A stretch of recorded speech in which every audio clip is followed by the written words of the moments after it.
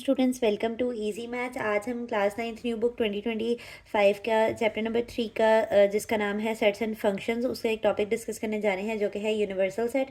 इस वीडियो में हम यूनिवर्सल सेट, पावर सेट और सबसेट को थोड़ा सा डिटेल में डिस्कस करेंगे। प्रीवियस वीडियो में हमने इसकी डेफिनेशंस को तो डिस्कस कर लिया था, लेकिन बेसिकली इनको मैथमेटिकली कैसे सॉल्व करना है वो हम आज की वीडियो में सीखेंगे इंशाल्लाह। नेक्स्ट वीडियो से फिर हम एक्सरसाइज का बाकायदा आगाज़ करेंगे। तो सबसे पहले चलते हैं यूनिवर्सल सेट की डेफिनेशन पर।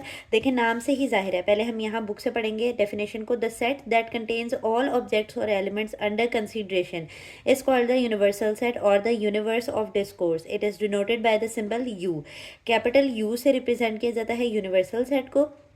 जो भी दो सेट्स आप डील कर रहे हैं उसके तमाम एलिमेंट्स अगर किसी एक सेट के अंदर रख दिए जाएं तो वो यूनिवर्सल एलिमेंट होता है, यूनिवर्सल सेट होता है।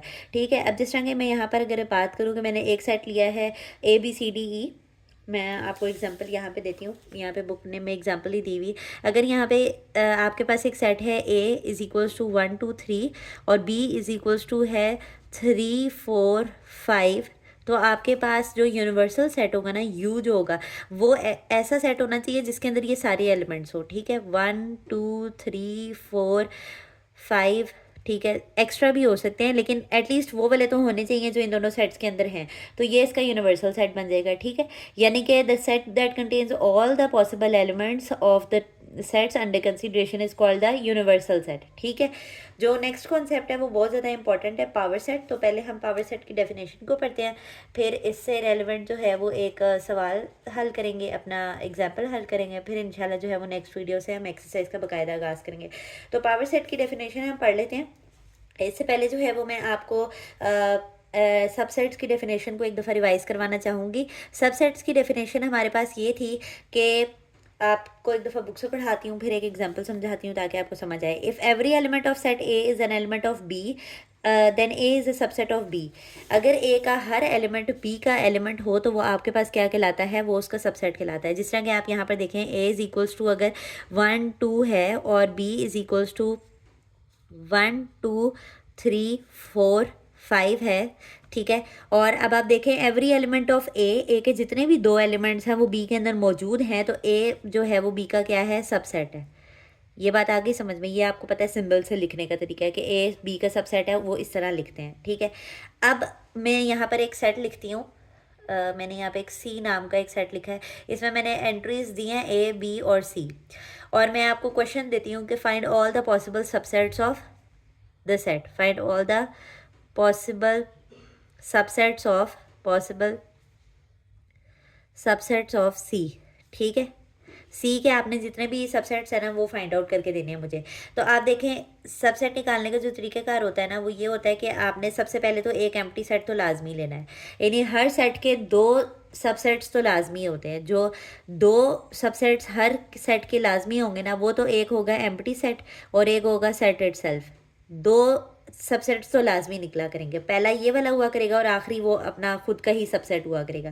पहला हमने एम्प्टी सेट लिख लिया, दूसरा हम लिखेंगे पहले सिंगलटन सेट्स को लेंगे, यानी कि एक एलिमेंट का लेंगे, फिर पहले सारे सिंगल सिंगल ले लेंगे। ठीक है, फिर दो दो का पेयर करके ले लेंगे। पहले इन दोनों को एक साथ रख लेती हूँ, तो एक सेट आपके पास आ जाएगा AB, फिर A को C के साथ रख के देख लेती हूँ, एक ये इसका सबसेट आ गया। छोटे सेट्स लिख रही हूँ ना ये, इससे फिर B को C के साथ रख के देख लेती हूँ। ठीक है, इसी के मज़ीद आप कॉम्बिनेशंस बनाने की कोशिश करेंगे। C को A के साथ लिख लें तो वो कोई फ़र्क नहीं पड़ता, वो सेम ही रहेंगे।